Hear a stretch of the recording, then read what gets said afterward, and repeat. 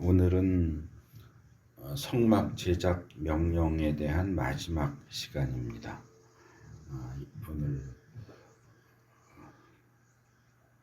그래서 이 마지막 부분에 나오는 향에 대한 내용, 원래는 지난주에 거룩한 기름, 성별하는 기름 부분하고 함께 살펴보려고 했는데 이 성별하는 기름에 대해서 나눌 내용들이 많아서 성별하는 기름만 따로 살펴봤고, 오늘은 그 성별하는 기름 뒤에 이어지는 이 향에 대한 내용, 그리고 성막을 제작할 사람들에 대한 내용, 또 안식일 준수에 대한 명령, 그리고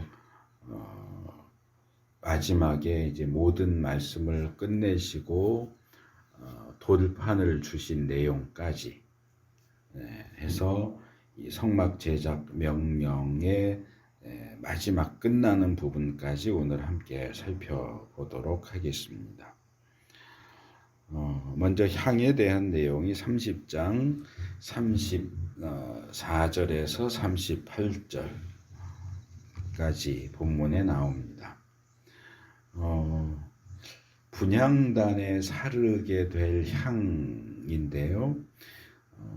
우리가 지난주에 살펴본 그 성별하는 기름에 사용되는 재료 가운데도 4가지 종류의 향이 사용됐다 하는 것 말씀을 드렸습니다. 그래서 모략을 비롯해서 창포도 있고 또 몇 가지 4가지 종류 향품을 섞고 올리브 기름에 섞어서 이제 기름을 만든다고 했는데, 오늘 살펴볼 이 향도 4가지 종류의 향품을 사용합니다. 그런데 성별하는 기름을 만들 때 사용하는 4가지 향품과 향을 만들 때 사용하는 4가지 향품이 다 다릅니다. 그런데 여기 성별하는 기름도 향에 있어서도 이 4가지 종류를 사용한 것은 아마도 의도적인 것 같은데, 성경에 나오는 4라고 하는 숫자가 땅의 완전수예요. 동서남북, 봄, 여름, 가을, 겨울, 이런 식으로 이 세상에 존재하는 어떤 완전한 것을 상징하는 숫자가 4이기 때문에 아마도 그런 향품 재료들을 완전하게 사용해서 완전한 물건들을 만들라는 그런 말씀으로 이해할 수 있을 것 같습니다. 그래서 34절에서 36절 상반절을 보면 여기 사용된 4가지 종류의 재료가 나오는데, 첫 번째로 나오는 게 소합향입니다.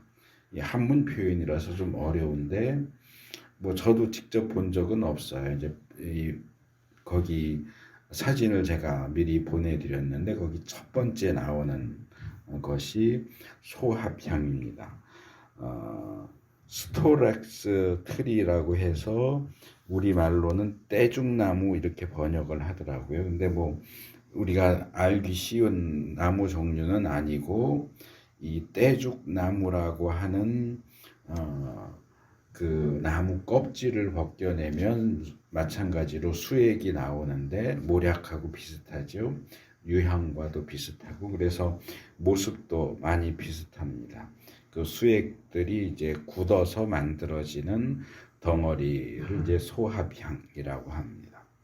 두 번째 사용되는 재료는 나감향이라고 되어 있는데, 이것은 독특하게 나무에서 채취하는 게 아니고 홍해나 지중해에 살고 있는 조개, 스트롬부스 디아네라고 하는 특별한 조개의 이 손톱 모양의 꼭지, 그러니까 우리가 홍합 같은 거 생각해 보면 이 홍합 2개 껍데기가 붙어 있는 부분 있잖아요. 이제 그런 부분에 있는 것들을 떼어내서 아마 불에 살라서 향이 나게 하는 것 같은데, 두 번째 그림에 있는 게 이게 조개 껍질 비슷하게 생긴 이게 조개 껍질에서 채취하는 향품이 나감향입니다.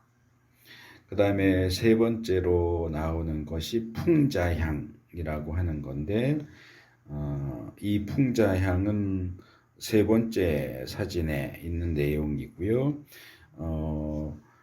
모략이나 이 소합향 같은 경우는 나무 껍질 같은 데서 나오는 수액인데 이 풍자향이라고 하는 것은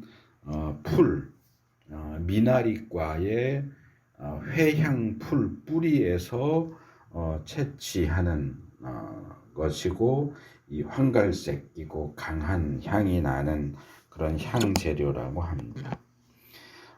그리고 마지막 네 번째 재료가 유향입니다.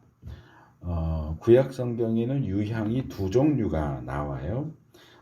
여기에 나오는 유향은 레보나라고 하는 유향입니다. 영어로도 그냥 똑같이 레보나라고 쓰고요. 또 하나가 이제 쪼리라고 부르는 그런 유향이 있는데 성경에는 두 가지 종류가 다 나옵니다. 이 쪼리라고 하는 유향은 유대 땅에 많이 자라는 발삼나무에서 채취한 것이고 주로 약으로 사용됩니다. 그래서 성경 여러 곳에 이 내용들이 나오고 특별히 이제 약과 관련해서 길르앗의 유향이 있지 않느냐 뭐 이런 말씀이 예레미야서에도 나오는데 이 길르앗의 특산물인 유향, 약으로 사용하는 유향은 쪼리라고 하는 히브리어로 쪼리, 영어로는 밤이라고 씁니다. BALM. 그래서 이제 밤이라고 하는 그런 종류의 유향이 있고 여기 본문에 나오는 유향은 레보나입니다. 이것은 남부 아라비아하고 소말린랜드라고 하는 곳에 자라는 이 올리브 나무 종류예요. 올리브 나무 종류 나무 껍질에 상처를 내면 역시 이제 수액이 이 고무나무 잎 이렇게 똑 부러뜨리면 우유 색깔 그 액체 나오는 것처럼 이 껍질에 상처를 내면 나오는 그 수액을 건조시켜서 만드는 것이 유향입니다. 그래서 마지막 네 번째에 있는 게 이게 밝은 좀 노란색 나는 그런 향품 재료입니다. 그래서 이 재료들을 같은 양으로 잘 섞고 여기에 소금을 칩니다. 이 소금을 치는 것은 깨끗하게 하고 거룩하게 한다.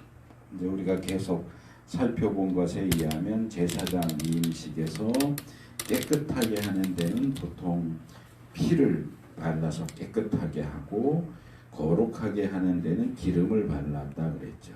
그래서 제사장들을 거룩하게 구별할 때는 피를 발라서 깨끗하게 하고 기름을 발라서 거룩하게 하는 또 성막 기구들도 마찬가지로 이제 그렇게 사용하는데 만드는데 이 유향 같은 경우는 지금 사진에서 보는 것처럼 여기에 피를 뿌리면 안 될 것 같죠. 뭔가 막 섞이고 또 이제 그것은 불에 태워야 되기 때문에 이제 피가 들어간 상태로 뭔가 태우면 또 이상한 향도 정상적인 향도 안 날 것 같고 그래서 피와 기름을 대신하는 의미에서 소금을 쳐서 정결하게도 하고 거룩하게도 하는 것 같습니다. 또 하나는 이제 레위기 2장에 보면 곡식으로 드리는 제사 가운데 곡식 제사 소제물이죠. 소제물에는 반드시 소금을 치도록 되어 있어요.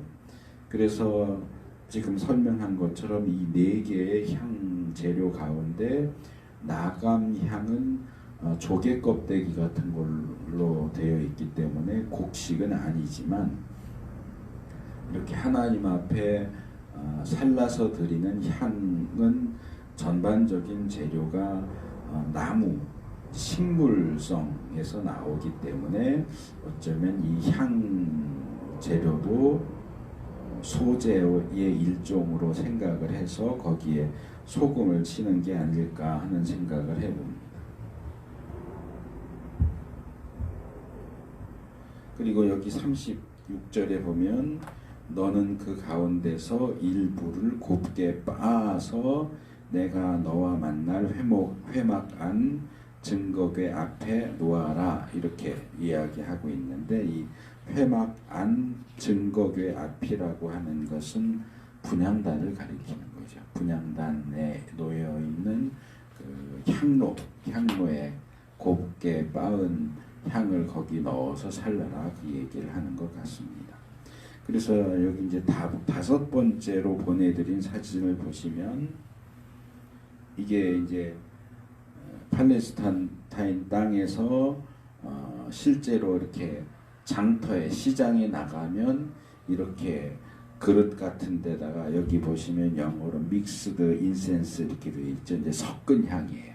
여러 가지 종류의 향을 섞은 그런 것을 파는 모습을 사진을 찍어서 누가 올린 건데, 이 섞은 향은 아마 이런 모양일 것 같아요. 지난주에도 잠깐 말씀을 드렸지만 이것들을 다 일일이 빻아서 가루로 만들어서 섞는 게 아니고 기본 형태 있는 걸 그대로 이제 골고루 잘 섞은 상태로 보관을 했다가 조금 전에 말씀드린 이 36절에 보니까 일부를 곱게 빻아서 놓아라 이런 거 보니까 이제 향 재료들은 기본적으로 이런 식으로 섞어서 넣고 이제 분향단에 놓아서 살 만큼의 양, 그날 이제 불태울 만큼만 따로 덜어서 곱게 빻아서 가루로 만들어서 향을 태웠던 것으로 보입니다. 그래서 이 향의 경우도 성별하는 기름과 비슷하게 금지 명령과 경고의 말씀이 함께 주어집니다. 36절 하반절에서 38절에 보면 이 향도 역시 하나님을 위해서 드리는 것이기 때문에 거룩한 것이다. 거룩한 향이고 성별하는 기름과 마찬가지로 금지와 경고의 말씀이 주어집니다. 재료도 다 나와 있고 어떻게 만들 것인지도 똑같은 양으로 얼만큼인지는 안 나오지만 어쨌든 뭐 한 주먹씩이면 네 가지 종류를 똑같이 한 주먹씩 해서 섞고 태울 때는 곱게 갈아서 태운다. 그래서 모든 게 다 공개되어 있지만 이것은 성막에서 하나님을 위해서 분향단에 사르기 위해서만 만들 수 있고 사용될 수 있다. 그렇기 때문에 사적으로 개인적으로 나도 이 향 참 좋은데 나도 이 향기 좀 맡아야겠다 해서 이 네 종류를 섞어서 섞은 향을 만들고 개인을 위해서 그 향을 사르는 것은 금지됩니다. 그러니까 하나님을 위해서만 사용될 수 있는 향을 개인이 만들어서 자기를 위해서 피운다는 얘기는 자기가 하나님이라는 얘기랑 똑같아요. 사실상.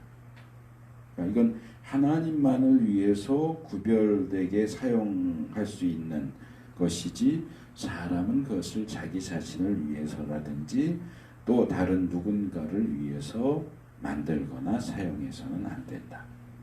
그런 사람들은 이스라엘 백성들 가운데서 끊어질 것이다. 여러 차례 말씀드리지만 이 구약에 나오는 백성 가운데서 끊어진다 하는 얘기는 요절, 젊은 나이에 죽거나 객사,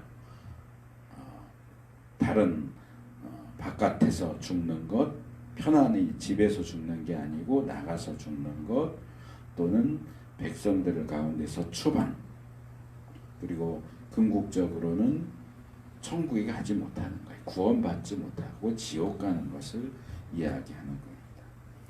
그래서 이 거룩한 성별하는 기름에 대해서 그리고 이 향에 대해서 지금 백성 가운데서 끊어질 것이다 라는 내용을 살펴봤지만 이 내용이 앞으로도 계속 나옵니다.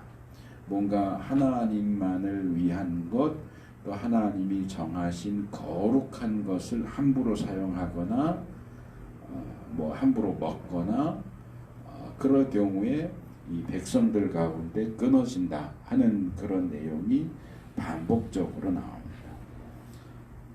그래서 이런 내용이 우리에게 교훈하는 것은 성경이 하나님께 속해 있는 것이다 라고 이야기하는 그 부분에 대해서는 우리가 항상 조심해야 한다는 거예요.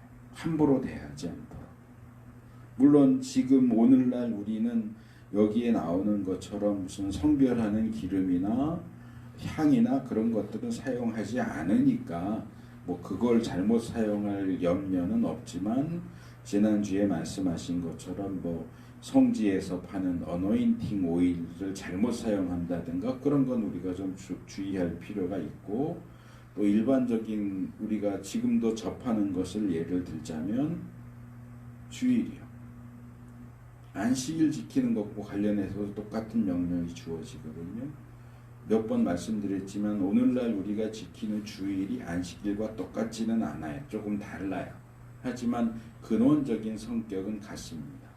그래서 안식일 또는 주일을 지키는 것이나 또는 하나님이 이건 내 거다라고 선언하신 11조 같은 것, 이런 부분들에 대해 있어서는 우리가 마음대로 좌우하면 안 돼요.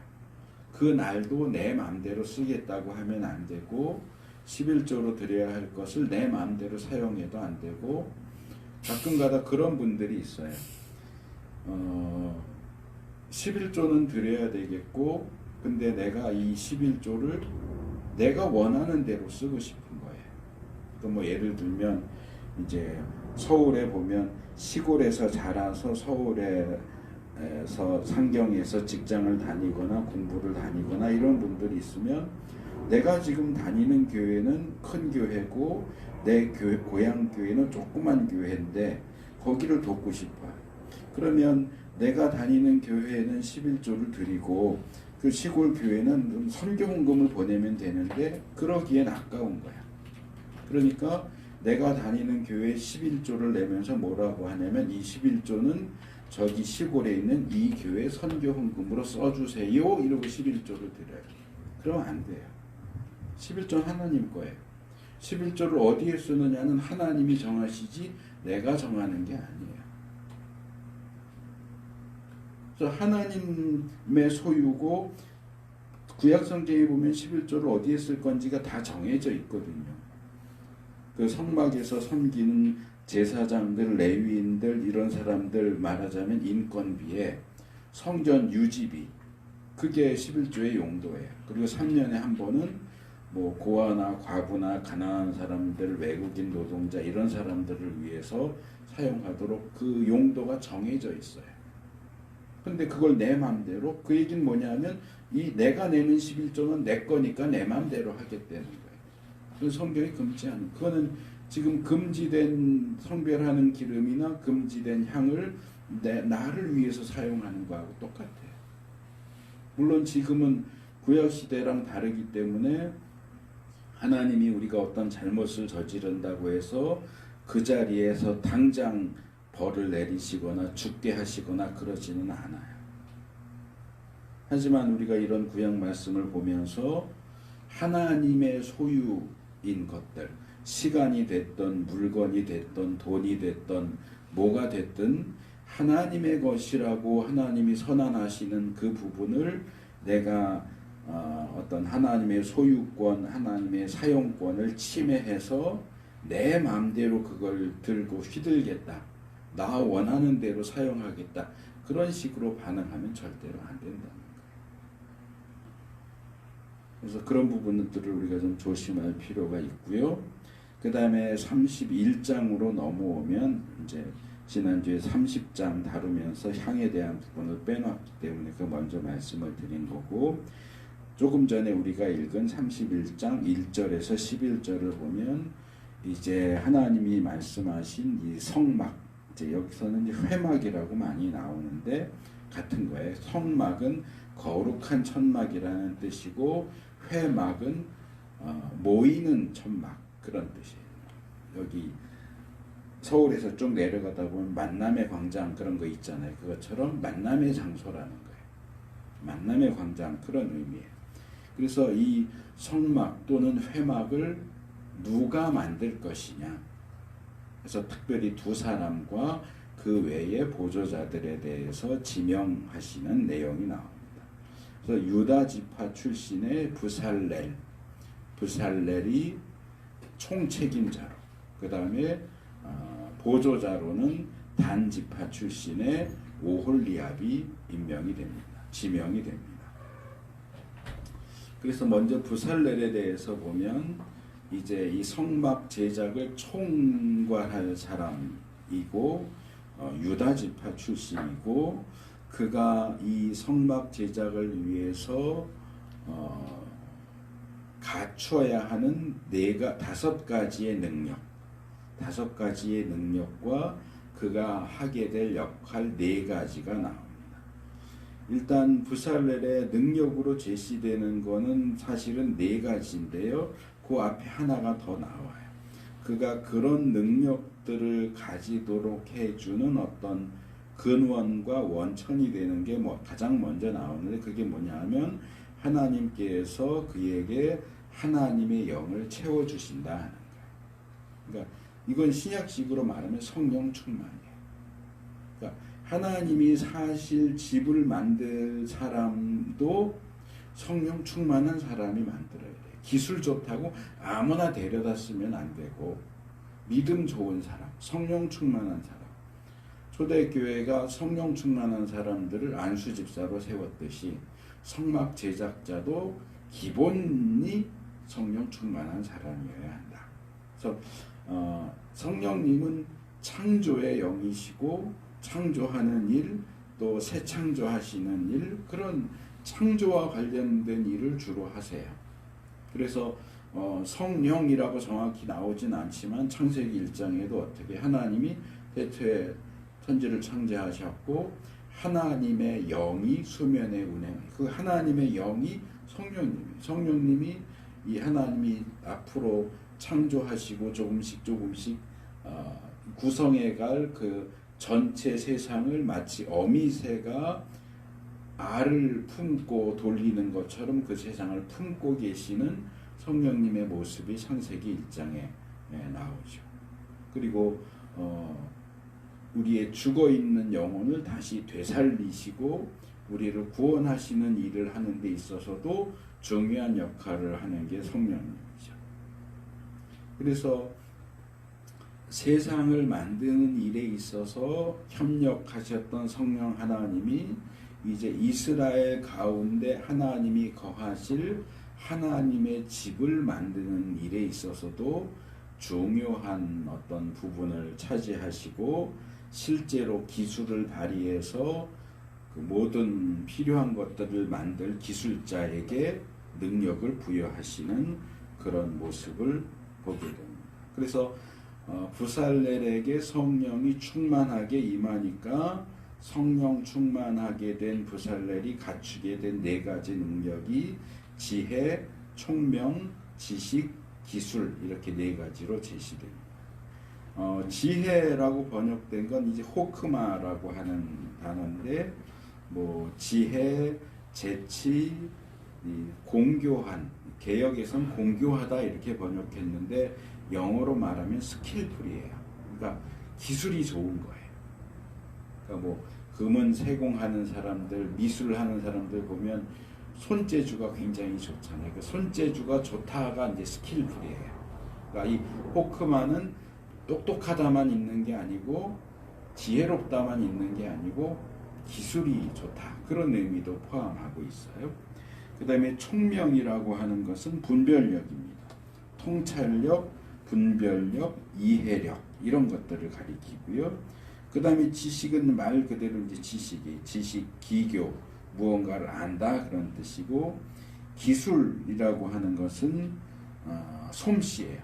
어떤 일을 한다, 일을 하는 기교, 사업, 솜씨 그런 걸 가리킵니다. 그래서 이 네 가지 단어는 사실상 어느 정도 다 비슷비슷한 단어들이에요. 비슷비슷한 단어들을 가지고 부살렐은 뭐라 그럴까?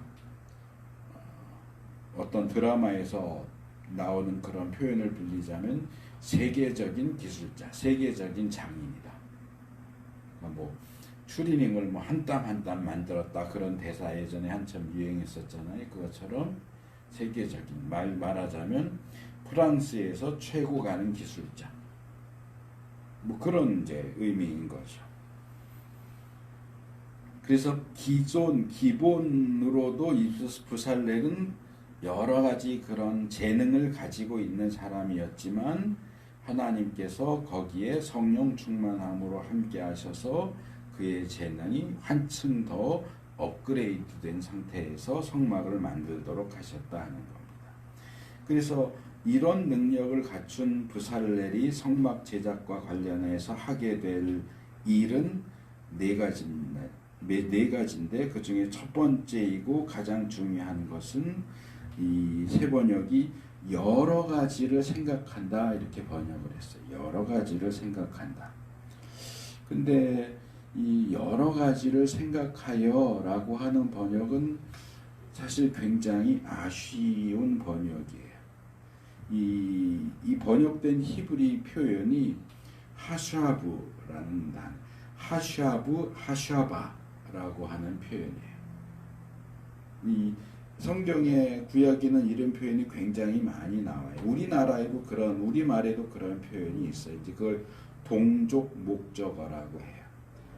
그래서 어근이 같은 명사와 동사를 함께 쓰는 거예요. 예를 들면 꿈을 꾼다. 꿈은 명사고 꾼다는 동사잖아요. 근데 어근이 똑같아요.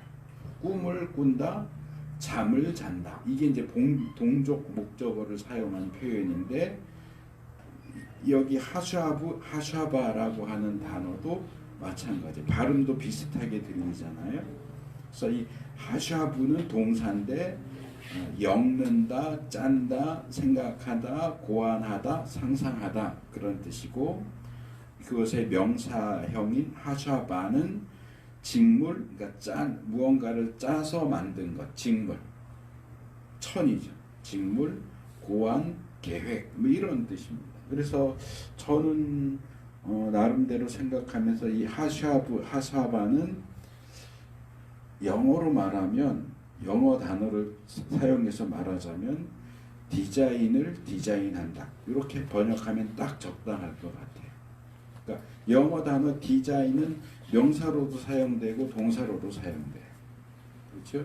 디자인을 디자인한다. 이게 딱 들어맞는 표현이에요. 그래서 한글 성경들을 쭉 찾아봤더니 그나마 이제 가장 나은 게 현대인의 성경이 기술적인 도안을 한다. 이렇게 번역을 해놨어요.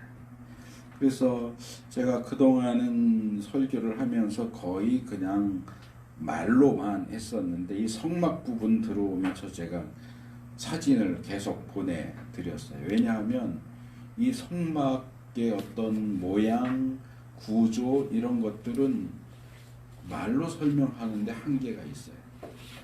제가 아무리 말로 잘 설명을 해도 그 모양을 예를 들면 제가 성막 처음 하면서 언약궤 다뤘잖아요. 언약궤와 궤짝과 궤짝 위에 덮는 속죄판, 금으로 만든 뚜껑이고 그 뚜껑에 연결돼서 그룹 모양을 양쪽 끝에 2개를 만들었다. 근데 그룹 모양도 제가 뭐 날개의 방향 또 뭐 크기, 위치, 그룹이 얼굴이 어디를 향하냐, 마주 보느냐, 뚜껑 쪽을 보느냐 이런 것까지 제가 자세하게 설명을 했잖아요. 근데 이걸 사진을 제가 여러 종류를 보내드리면서 이 사진은 이래서 이런 부분이 잘 돼 있고 이런 부분은 잘못돼 있고 이렇게 자꾸 비교해서 설명을 드린 게 성경에 나와 있는 묘사만 가지고는 우리가 시간적으로도 동떨어져 있고 공간적으로 동떨어져 있기 때문에 말로 아무리 설명해도 그게 상상이 안 되거든요. 그래서 뭔가 눈으로 볼 수 있는 그림이든지 사진이든지 모형이든지 그런 것들을 보면서 성경이 설명하는 내용을 비교하면 훨씬 이해하는 데 도움이 많이 되죠. 근데 우리는 이미 이런 내용들을 연구해서 그림을 그리거나 모형을 만들거나 뭐 그런 자료들이, 사진 자료들이 있으니까 이제 잘못된 것들도 꽤 많지만 그런 것들을 인터넷으로 검색하면서 이렇게 비교해 볼 수 있는데, 정작 그걸 만들어야 되는 부살렐 시대에는 인터넷이 없었단 말이에요. 하나님이 모세에게도 말로만 설명을 했지 사진 보여주면서 실물 보여주면서 이렇게 만들어라 하신 게 아니란 말이에요.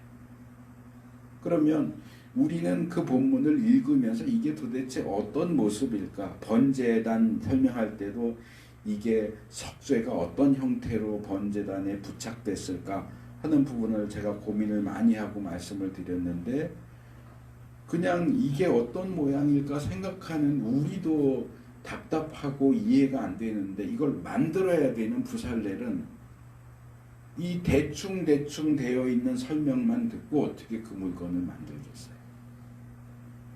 그래서 부살렐에게 정말 중요하게 필요한 게 뭐냐면 이 설명만 가지고도 하나님이 요구하시는 물건을 그대로 만들어낼 수 있는 능력이에요. 그대로 만들어내려면 손재주도 중요하지만 이걸 디자인하는 능력이 필요해요. 하나님이 주신 설명을 듣고 요건 요런 모양을 얘기하는구나. 요런 형태, 여기는 요렇게 만들고 저기는 저렇게 만들어야 되겠구나. 설계도를 만들 수 있는 능력.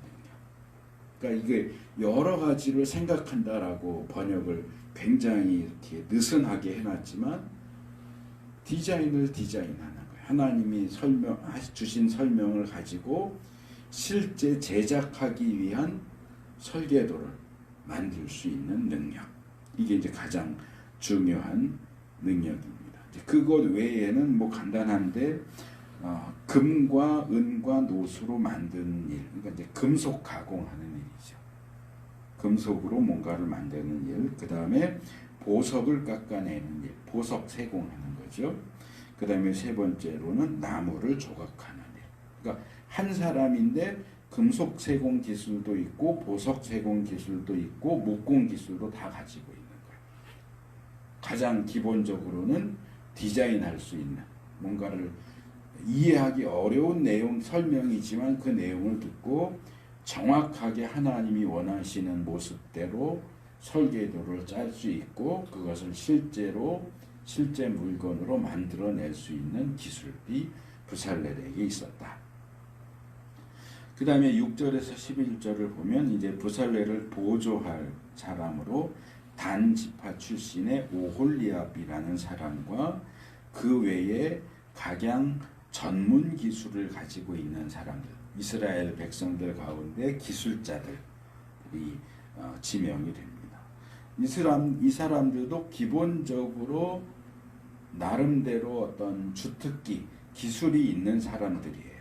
그런데 하나님이 그들을 모아서 그들에게도 역시 지혜를 더해 주겠다. 성령님을 통한 지혜를 더해 주셔서 이 성막 제작을 잘 할 수 있도록 그렇게 임명을 하시죠. 그래서 이들의 기본 임무는 역시 마찬가지로 모세에게 말씀하신 그 모든 물품들을 만드는 것이었는데 7절에서 11절을 보면 조금 더 구체적으로 세 가지, 그들이 감당해야 하는 일이 세 가지로 나옵니다. 첫째는 회막과 회막에 속한 기구들을 만드는 겁니다. 구체적으로 들자면 증거궤, 속죄판, 떡상, 거기에 달린 기구, 순금 등잔대, 거기 달린 기구들, 분향단, 번제단 달린 기구들, 물두멍과 밭받침, 성막 기구들과 뭐 기둥 뭐 이런 것까지 해서 성막을 만드는데 들어가는 기본적인 것들을 이 사람들이 만들었다. 그러니까 부살렐은 주로 금속, 보석, 목공 요쪽이고 이제 이 기술자들은 그것들을 조립하거나 뭐 하는 그런 부분들을 맡았다는 거죠. 둘째는 이 사람들이 제사장 옷을 만듭니다. 뭐 제사장 옷에 이렇게 부착되는 보석 세공은 부살렐이 했겠죠. 근데 이제 기본 그러니까 천 짜고 만들고 하는 그 옷 만드는 일도 이 사람들이 했고, 세 번째로 회막에서 사용될 물품들, 우리가 지난주에 살펴보고 아까 앞에서 살펴본 성별하는 기름 또 향품 이런 거 만드는 일도 이 사람들이 했다, 이렇게 소개를 합니다. 그러니까 아마 각각 전문 분야에 따라서 옷 만드는 사람한테 향 만들어 이렇게 하진 않았겠죠. 각각 전문 분야에 따라서 자기가 가장 잘할 수 있는 분야들을 분담해서 만들었을 겁니다. 그 다음에 이제 세 번째로 넘어오면 31장 12절에서 18절에 안식일에 대한 내용이 나옵니다. 사실 이 부살렐과 오홀리압에 대한 내용으로 성막 제작과 관련된 내용은 끝났어요. 이제 성막 제작 내용이 끝났고 이제 그 뒤에 안식일에 대한 말씀이 추가됩니다. 이미 제가 출애굽과 관련해서 여러 차례 이 시내산 언약과 안식일 규례가 얼마나 밀접한 관계를 가지고 있고, 이 시내산 언약에 있어서 안식일을 지키는 것이 얼마나 중요한가 하는 것을 여러 차례 말씀을 드렸습니다. 실제로 출애굽기도 쭉 이렇게 살펴보면 출애굽한 이후에 하나님이 여러 차례 안식일에 대해서 말씀을 하세요. 출애굽기 16장에도 23절, 25절, 26절, 29절 만나와 관련해서 안식일 지키라는 말씀이 주어지고, 20장 8절, 10절, 11절에도 십계명에서 안식일에 대한 말씀이 주어지고, 31장 13절에서 15절에도 성막 제작, 성막을 만들어라 라는 명령을 하시고, 구체적으로 뭘 만들어야 되는지를 얘기하기 직전에 안식일에 대한 얘기를 또 하시고요. 여기서도 성막 제작에 대한 이야기가 끝난 다음에 또 안식일에 대한 얘기를 하시는 거고, 이제 성막 제작에 대한 실제로 성막을 만드는 이야기가 35장에 가서 나오는데, 이 성막 하나님께서 너희들에게 성막을 만들라고 하셨다라고 이야기하고 또 구체적인 내용들을 전달하기 직전에 다시 또 안식일에 대한 이야기가 나옵니다. 그러니까 이 안식일은 시내산 언약과 또 성막과도 굉장히 밀접한 관계가 있어서 그 내용들이 나올 때마다 여러 차례 반복해서 안식일에 대한 이야기가 계속 주어지고 있다는 겁니다. 그리고 이 16장, 20장, 31장, 또 35장 이 전반적인 안식일에 대한 내용을 쭉 흘러나오는 내용들을 보면 처음에는 그냥 안식일 지켜라 이 정도로 나오는데, 이 안식일에 대한 내용이 계속 반복돼서 나오면서 뒤로 가면 갈수록 그 내용이 더 강력해져요. 그래서 이쯤 오면 안식일 안 지키면 죽인다까지 나오는 거예요. 그래서 이 세 번째 말씀부터 안식일을 지키지 않는 자는 반드시 죽여라 라는 명령이 나옵니다. 이 안식일에 대한 본문 12절에서 18절 말씀을 잘 보면 세 부분으로 나누어져 있어요.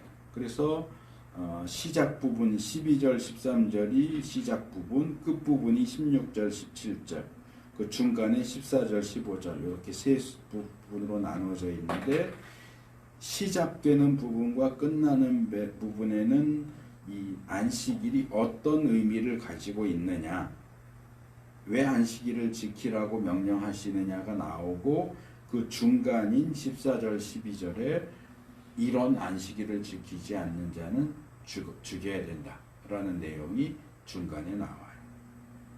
그래서 안식일을 왜 지켜야 한다고 얘기하느냐, 여기 13절에 보면 안식일은 너희 대대로 나와 너희 사이에 세워진 표징이 될 것이고, 너희를 거룩하게 구별한 이가 나 주임을, 그러니까 여호와 하나님이라는 사실을 알게 할 것이다 라고 말씀을 하세요. 그러니까 안식일을 지키는 것은 내가 하나님의 선택된 백성이라는 사실을 증명해주는 증명서 같은 거예요.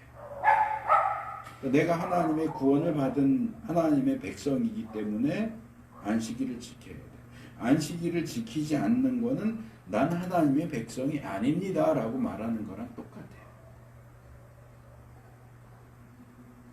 여기 표징이라고 번역된 단어는 신호, 깃발, 기념비, 증거, 표 이런 뜻을 가지고 있는 단어인데 뭐 말하자면 약속의 증표 이런 거예요.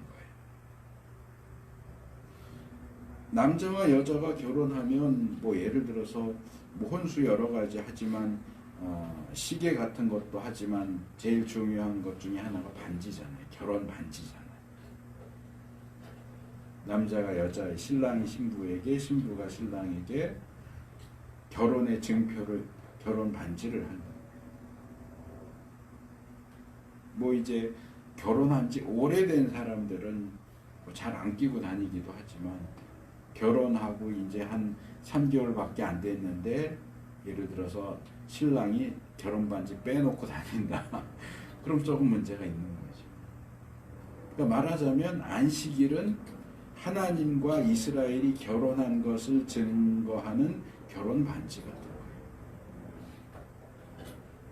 그거 빼고 안 하고 다니거나 어디 빼갖고 어디 다른데 팔아 넘기거나 그런 문제가 있는 거예요.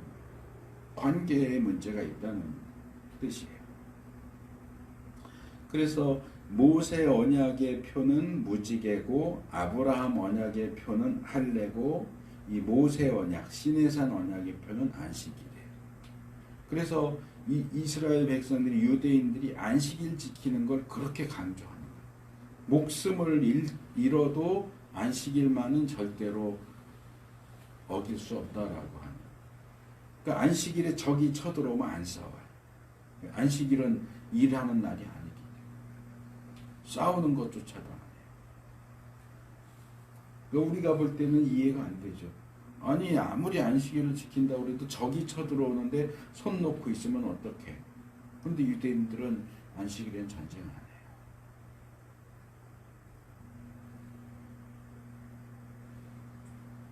그래서 아브라함의 자손, 하나님과 언약을 맺은 아브라함의 자손은 할례를 행하는 것을 통해서 내가 아브라함의 자손입니다 라는 것을 증명하듯이 모세 언약 아래에 있는 이스라엘 백성 유대인은 안식일을 지키는 것을 통해서 내가 하나님 나라 백성입니다 라는 사실을 입증해 보이는 거예요. 안식일을 지키지 않는 사람은 더 이상 이스라엘 백성이 아니에요. 하나님 나라 백성이 아니에요. 그리고 16 끝부분 16절 17절로 넘어가면 이 안식일은 하나님과의 영원한 언약으로서 대대로 지켜야 하는 것이고 하나님께서 엿새 동안 세상을 창조하시고 7일째 되는 날 안식하셨다는 사실을 보여주는 영원한 표징이다. 이렇게 얘기해요. 그러니까 안식일은 창조와 안식을 보여주는 거고 구원과 출애굽을 보여주는 표식이에요. 그래서 굉장히 중요한 의미를 가지고 있는 날인데 그렇기 때문에 이 날을 지키지 않겠다는 것은 하나님과의 언약을 깨트리겠다. 하나님과의 관계 나는 필요 없다. 깨버려 하는 거하고 똑같다는 거죠. 그렇기 때문에 이 안식일을 더럽히는 자는 14절 15절 보면 죽어야 된다. 이야기야. 이 안식일을 어떻게 지켜야 하고 지키지 않는 자를 어떻게 해야 되는지 요 14절 15절을 보면 지켜라 죽여라 제거될 것이다 쉬어라 죽여라 이렇게 되어 있어요. 동사들만 보면 안식일을 지켜라 지키지 않는 자는 죽여라 그는 이스라엘 가운데서 제거될 것이다 이 날에는 쉬어라 안 쉬는 사람을 죽인다. 이렇게 되어 있어요. 그래서 안식일 준수에 대한 내용과 준수하지 않을 때 내려지는 형벌이 서로 이렇게 얼기설기 새끼줄 꼬듯이 얼기설기 돼서 나와요. 네, 이 내용을 보면 첫째로 안식일은 거룩한 날이기 때문에 그 날을 거룩하게 지키라고 얘기해요. 안식일은 이제 안식이라는 표현이 붙어 있기 때문에 많은 분들이 이제 안식일 또는 이제 주일 그러면 휴일이라고 생각하는데 휴일이 아니에요.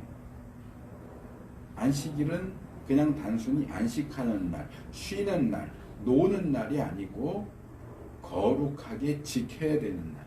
아무것도 안 하고 노는 날이 아니고 적극적으로 지켜야 되는 날이에요. 어떻게 지키냐? 거룩하게 지키래요. 하나님 앞에서 지키는 거예요. 하나님과의 관계를 확인하고 하나님과의 관계를 돈독하기 위해서 사용해야 하는 날이지 집에서 뒹굴뒹굴 거리고 잠자고 TV 보고 그러면서 보내는 휴일이 아니란 말이에요. 그렇기 때문에 이 거룩한 날을 거룩하게 지키지 않는 자는 이 거룩한 안식일을 더럽히는 게 된다는 거예요. 안식일을 더럽히는 자는 반드시 죽여야 된다. 안식일을 지키지 않거나 안식일을 지킨다고 하면서도 거룩하게 지키지 않는 것은 안식일을 더럽히는 행위다. 창조주 하나님과의 언약을 깨트리는 반역 행위이기 때문에 그런 반역자는 반드시 죽여야 된다.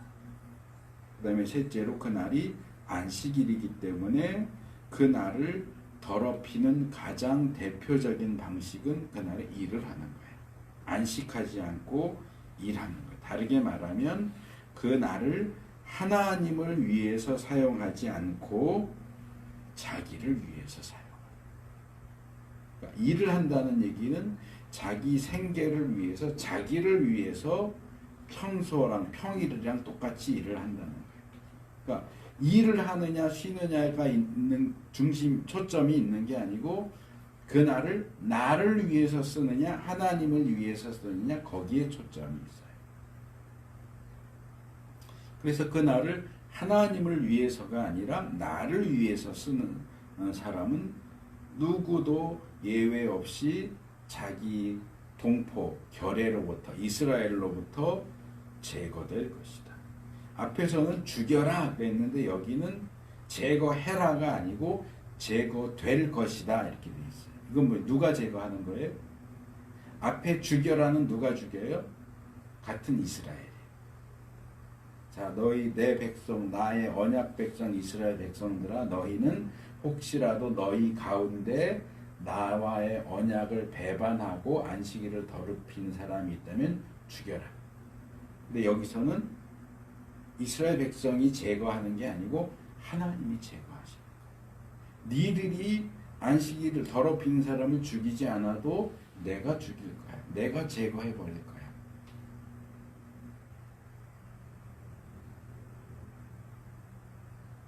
그 다음에 넷째로 엿새 동안은 일하고 일회째 되는 날은 하나님께 바쳐진 거룩한 날이기 때문에 완전히 쉬어라. 완전히 쉬어라. 이 완전히 쉬어라도 이제 안식일이 샤바트라고 하는 단어거든요. 히브리어로. 근데 샤바트, 샤바톤이에요. 그러니까 완전하게 쉬어라 이렇게 번역을 했지만 다르게 직역을 하면 철저하게 안식하는 안식일, 안식하는 안식일이에요. 안식하는 안식. 그래서 안식을 강조하는 표현이죠. 그래서 아까도 말한 것처럼 이것은 그냥 뒹굴뒹굴하고 손가락 하나도 까딱하지 않고 뒹굴뒹굴해라 그 얘기가 아니고 하루 종일 누워있어라 그 얘기가 아니고 그 날을 하나님을 위해서 사용하기 위해서 하나님과 관계가 없는 일은 절대적으로 하지 말라는 얘기예요. 돈 버는 일, 놀러 가는 일, 친구 만나는 거 그런 거 하지 마라. 하나님을 위해서만 뭔가를 해라. 그리고 다섯째로 다시 안식일에 일하는 사람은 반드시 죽여라. 반드시 죽여라. 예외가 없다. 그래서 이 유대인 랍비이고 교수이기도 한 아브라함 조슈아 헤쉘이라는 사람이 안식일이라고 하는 책을 썼어요. 그렇게 두껍지 않은 책인데 꽤 유명한 책이에요. 이 안식일에 대한 그 책에서 이 사람이 뭐라고 얘기하느냐 하면 안식일은 시간의 지성소다. 공간의 지성소가 어디예요? 성막 안에 있는 뜰 지나서 성소 지나서 언약궤만 놓여있는 지성소가 공간의 지성소예요. 이 땅에 있는 모든 공간들 가운데 가장 거룩한 곳이 지성소예요. 성막 또는 성전의 지성소죠. 그럼 이 땅에 있는 모든 시간 중에 가장 거룩한 시간이 뭐냐? 그게 안식일이라. 그러니까 지성소를 함부로 침범하면 어떻게 돼요? 죽어요. 그러니까 시간의 지성소인 안식일을 함부로 침범하면 죽는 거예요. 그래서 이 공간의 지성소를 놓고 보자면 자격이 없는 사람이 지성소에 함부로 들어가거나 또는 그 지성소 안을 들여다보기만 해도 죽어요. 민수기 4장 20절을 보면 그래서 그들이 여기서 그들은 레위인이에요. 성막에서 돕는 일을 하는 레위인들인데도 불구하고 그들이 함부로 성소 안에 들어갔다가 이 성소는 지성소를 얘기하는 거예요. 레위인들이 함부로 지성소 안에 들어갔다가 순간적으로 남아 거룩한 물건들, 이건 이제 언약궤를 얘기하는 거예요. 속죄판 언약궤. 거룩한 물건들을 보게 되어 죽는 일이 없게 해야 한다. 심지어는 제사장도 지성소에 함부로 들어가면 죽어요.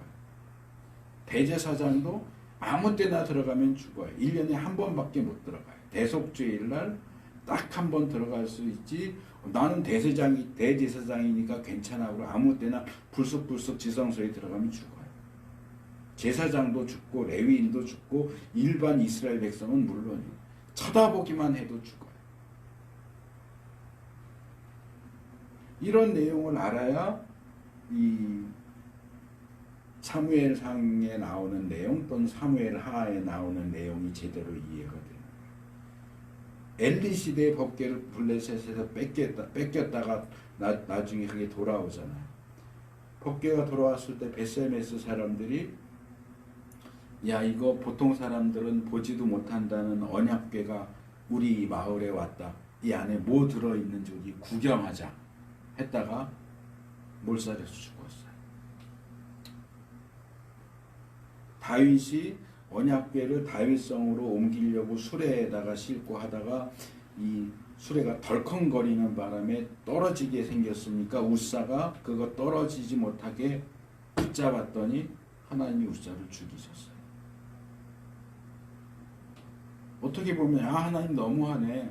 그거 좀 들여다볼 수도 있지. 떨어지려고 하는 걸 잡은 건데 그걸 뭐 죽여? 아니요. 보는 것도 안 된다고요. 그래서 제가 지난번에 그랬잖아요. 여기 송지에서 사온 이 기념품. 언약궤를 옮길 때는 저렇게 다 드러내고 대놓고 옮기지 않는다고. 다 뒤집어 싸서 꽁꽁 이 채 말고는 들고 다니는 봉 외에는 안 보이게 다 또 꽁꽁 뒤집어 싸놓고 옮기지 저렇게 다 드러내놓고 옮기지 않아요. 저렇게 하면 보는 사람은 다 죽어요.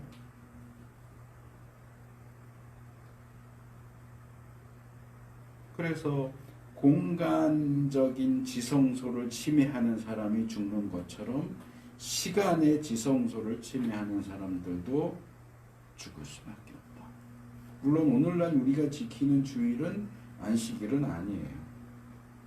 그러니까 뭐 주일 어기면 안식일 어기는 거랑 똑같이 죽는다 이렇게까지 말할 수는 없지만 제가 율법과 관련해서 연속성과 불연속성 이어지는 게 있고 이어지지 않는 게 있다 그랬잖아요. 그래서 안식일은 토요일이에요. 토요일 저녁부터 금요일 저녁부터 토요일 저녁이 안식일이에요. 주일은 안식일 다음 날이니까 이게 이어지지 않아요. 우리는 주일을 토요일로 지키지 않잖아요. 주일은 일요일이죠. 하지만 안식일과 주일은 굉장히 비슷한 의미를 가지고 있고 주일을 지키는 것도 안식일을 지키는 것과 상당히 흡사하게 가르쳐지고 있어요. 그래서 우리가 뭐 주일 안 지키면 죽는다라고까지 말할 수는 없겠지만 주일 지키는 그 일에 더 많이 신경을 써야 돼요. 마지막으로 돌판에 대한 내용 말씀드리고 오늘 설교를 맺겠습니다. 31장 18절 한 절에만 나와요. 여기 돌판을 주시는 내용이 꼭 부록처럼 나오는데 여기 모세에게 성막과 안식일에 대한 말씀을 다 마치신 후에 손수 하나님께서 자신의 손가락으로 돌판을 만드시고 돌판에 글씨를 새겨서 2개를 모세에게 주셨다. 근데 이 돌판과 관련해서 일반적으로 퍼져 있는 오해가 있어서 2가지를 제가 좀 말씀을 드리려고 해요. 첫째는 돌판의 크기입니다. 그래서 제가 그 밑에 사진을 전에 언약궤 다룰 때 보내드렸던 사진인데 다시 보내드렸어요. 이건 뭐 실물은 아니에요. 그냥 모형을 만든 건데 언약궤의 뚜껑을 열고 그 궤짝 안에 뭐가 들어있는가를 모형으로 만들어 놓은 거죠. 거기 나뭇가지도 들어있고 돌판도 들어있고 항아리도 있어요. 만나를 담은 금항아리 이런 것들을 이제 비슷하게 만들어서 넣었어요. 근데 이 사진을 잘 보시면 이게 무슨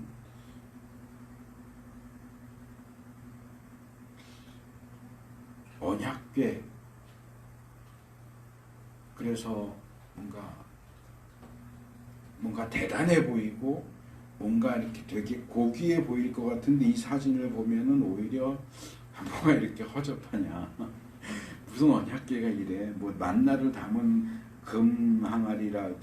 금항아리에다 만나 담았다 그랬는데 여기 있는 거 보면 무슨 개밥 그릇에 개밥 쏟아놓은 것처럼 그렇게 해놓고 지팡이도 이게 나뭇가지 떡 꺾어서 넣어놓은 것 같고 십계명 돌판도 이게 무슨 돌조각 깨서 넣은 것처럼 보이고 뭐 이렇게 허접하게 만들어 놨냐 이런 생각이 들 수 있는데 일단은 돌판의 크기를 좀 생각을 해보세요. 돌판의 크기. 출애굽기 25장 10절에 보면 언약궤의 규격이 길이 1m 14, 너비가 68.4cm, 높이가 68.4cm예요. 길이가 1m 조금 넘고 너비는 70cm도 안 돼요. 그럼 거기에 들어가는 돌판 크기가 얼마 냈을까요? 그러니까 여기에 묘사된 게 허접해 보이지만 아마 요 정도 크기였을 거라고 저는 생각을 해요. 그래서 이 인터넷에 보면 모세가 돌판 이렇게 들고 있는 모습을 그려놓은 그림이 상당히 많아요. 근데 이 모세 인체 크기에 비례해서 돌판 크기가 적당하게 그려져 있는 그림을 찾으려고 한참을 찾았는데 하나밖에 못 찾았어요. 대부분 거기 돌판 들고 있는 그림 제가 2개 보내드렸잖아요. 그 중에 이제 첫 번째 거 같은 그림이 굉장히 많아요. 굉장히 크죠. 이 사이즈면 언약궤 안에 집어넣을 수가 없어요. 이거보다 더 큰 것도 있고요. 더 작은 건 별로 없어요. 대부분 이 정도 사이즈로 돌판을 굉장히 크게 묘사해 놓고 있는데 이 정도 크기일 수가 없어요. 그러면 언약궤에 집어넣을 수가 없어요. 그래서 뒤지다가 딱 하나 요 정도면 적당하다라고 하는 그림을 발견한 게 이 두 번째 그림이에요. 근데 이 그림의 출처를 보니까요. 전에도 말씀드렸지만 정말 아쉽게 여호와의 증인 사이트에 있는 그림이에요. 이 그림. 다른 데도 있는데 링크가 돼 있어요. 이게 다 여호와의 증인에서 만든 그림. 2단에서 만든 그림이 아이러니하게도 다른 모든 정통 기독교에서 만든 그림보다 가장 성경 내용에 부합해요. 그러니까 2단이 잘했다 이러고 말하기는 싫지만 왜 정통 기독교에 속한 사람들이 성경 내용들을 이렇게 그리고 모형으로 제작하면서 왜 좀 성경에 부합하게 좀 만들면 좋을 텐데, 정통 기독교에는 돌판 사이즈를 제대로 묘사해 놓은 그림이 하나도 없어요. 그래서 이 그림을 갖다 쓸까 말까 고민하다가 그래 뭐 그림이 무슨 죄냐 그래서 보내드린 건데 좀 아쉽고 쓸쓸한 마음은 있어요. 정통 기독교가 좀 더 정확하게 묘사했으면 좋았을 텐데 2단만도 못하게 이렇게 했을까 하는 아쉬움이 있고요. 두 번째로는 돌판에 새겨진 글씨에 대한 겁니다. 돌판을 묘사한 그림이 종류가 굉장히 많아요. 근데 이게 좀 과장된 건데 그 밑에 이제 돌판 그림 2개를 더 보내드렸어요. 거기 이렇게 막 멋있게 햇빛 비치게 해놓은 돌판이 있죠. 이건 거의 비석이에요. 그렇죠? 이만하면 어렵게 못 들어간다고요.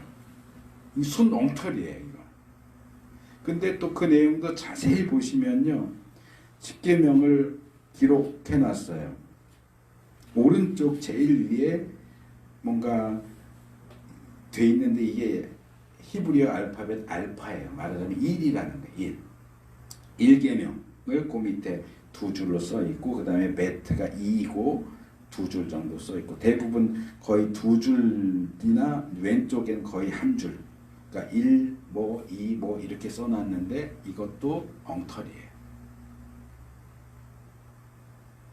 우리가 외우기 어려우니까 요약해서 외우잖아요. 제1은 다른 신을 섬기지 말아라. 제2는 우상 만들지 마라.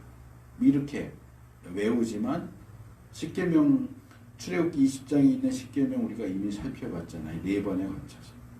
그렇게 짧지 않아요. 길어요. 이 십계명을 돌판에 적었다고 하면 첫 번째 판이 아니고 두 번째 판 보시면 이건 무슨 식빵처럼 판이 생겼는데 글씨가 빽빽하게 들어가 있죠. 이게 원래 모습에 가깝다는 거예요. 근데 제가 또 이게 성경을 연구하는 사람이다 보니까 궁금해서 제가 이 내용을 다 찾아봤어요. 여기 있는 본문을 정말 십계명을 제대로 적어 놓은 건가를 본문을 비교해 보니까 아니에요. 이 왼쪽에 있는 것은 서문, 나는 너희를 애굽 땅에서 구해낸 여호와다. 거기부터 해서 서문에서부터 사계명 중간까지 기록되어 있고 오른쪽은 사계명 중간에서 십계명까지 써놨는데 중간중간은 빼먹었어요. 내용이 다 들어가 있지가 않아요. 근데 생각보다 많이 알려져 있지 않지만 출애굽기 32장 15절 하반절을 보면 이 두 돌판에는 글이 새겨 있는데 앞뒤에 다 새겨져 있다 이렇게 되어 있죠. 앞뒤에 다 새겨져 있다.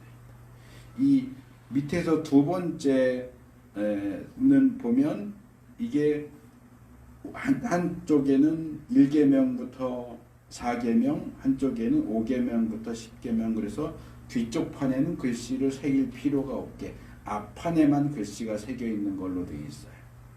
근데 아니에요. 앞뒤로 새겨져 있는 거예요. 그러니까 앞판의 절반 정도, 뒷판의 절반 정도에서 십계명이 돌판 하나에 다 새겨져 있는 거예요. 그래서 똑같은 돌판이 2개예요. 십계명을 2개에 나눠서 새긴 게 아니고 똑같은 돌판이 2개예요. 이건 뭐냐? 계약서 쓰는 거랑 똑같아요. 집주인하고 세입자하고 계약서 2장 써서 나눠 갔잖아요. 그게 계약서예요. 하나는 하나님 편 계약서, 하나님이 가지는 계약서고 하나는 이스라엘이 가지는 계약서예요. 근데 하나님 집도 성막이잖아요.